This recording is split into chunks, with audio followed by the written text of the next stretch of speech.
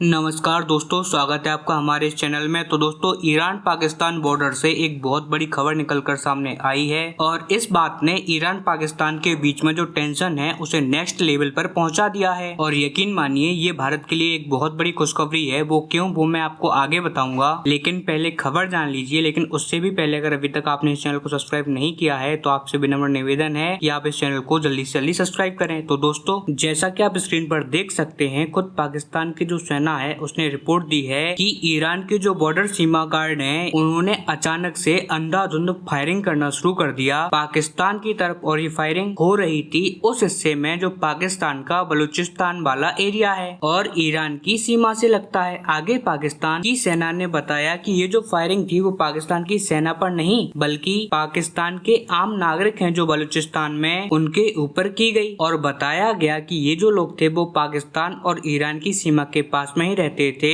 हालांकि ये लोग ना तो ईरान की सीमा की साइड जा रहे थे, ना ही स्मगलिंग कर रहे थे, ना ही किसी और काम में लगे थे। इन लोगों पर ऐसे ही निहत्था होने के बावजूद गोलीबारी करी और इस गोलीबारी में अब तक 4 पाकिस्तानी नागरिकों की मौत की खबर सामने आ चुकी है और कम से कम 3 ऐसे नागरिक हैं जो कि गंभीर रूप से घायल हैं और कई ऐसे नागरिक हैं जिनको मामूली चोटें भी आई हैं। वहीं पाकिस्तान की सेना और सरकार के लिए सबसे ज्यादा बेइज्जती वाली बात इसमें ये है कि चलो ईरान ने इनके लोगों पर गोली चलाई तो चलाई, वो भी बिना किसी प्रोहिबिशन के। लेकिन जब पाकिस्तान की सरकार ने ईरान की सरकार से पूछा कि आप लोगों ने गोली क्यों चलाई, क्या आपको वहाँ पर कुछ गलतफहमी हो गई या फिर कोई इशू था, आप हमें बताइए। लेकिन आप जानकर हैरान हो जाओगे, 24 घंटे से भी ज्यादा बीत चुके हैं लेकिन ना तो ईरान के बॉर्डर गार्ड ना ही ईरान की सरकार किसी ने भी किसी भी प्रकार का क्लेरिफिकेशन ईरान को दिया ही नहीं है, ना ही पाकिस्तान की सेना का वो किसी भी बात का जवाब दे रहे हैं। और ईरान की मीडिया इस पूरी खबर को ऐसे कवर कर रही है जैसे कि ईरान की सरकार, ईरान की सेना पाकिस्तान को उसकी औकात दिखा रही है। जवाब ना देकर उसको उसकी जगह भी दिखाई जा रही है कि पाकिस्तान की जगह और औकात है क्या। वहीं पाकिस्तान के अंदर ये बहुत बड़ा मुद्दा बन चुका है क्योंकि वहाँ के आम नागरिकों पर गोलीबारी की गई है, इसीलिए ईरान के खिलाफ तरह तरह के बयानबाजी चल रही है वहाँ पर। ठीक वैसे ही बयानबाजी ये लोग कर रहे हैं जैसे बयानबाजी भारत के खिलाफ करते आए हैं कि हम परमाणु हमला कर देंगे, हमारे पास पाव किलो के परमाणु बम है, हम ईरान को मिट्टी में मिला देंगे, कुछ इसी प्रकार के। लेकिन क्या पाकिस्तान असल में कुछ करेगा, ये तो आने वाले कुछ समय में पता चल ही जाएगा। लेकिन फिलहाल की कंडीशन में स्थिति ये है कि पाकिस्तान और ईरान के बॉर्डर पर टेंशन बहुत ज्यादा खतरनाक हो चुकी है। वहीं बात की जाए अगर भारत की, तो भारत के लिए बहुत ही ज्यादा परफेक्ट सिनेरियो है क्योंकि अफगानिस्तान और पाकिस्तान के बीच में दुश्मनी ऑलरेडी हो चुकी है। लेकिन अब जो ईरान है वो भी पाकिस्तान का लगातार धीरे धीरे दुश्मन बनता जा रहा है। आपको जैसे कि याद ही होगा कि अब से कुछ टाइम पहले ही ईरान ने पाकिस्तान के अंदर घुसकर एक सर्जिकल स्ट्राइक भी की थी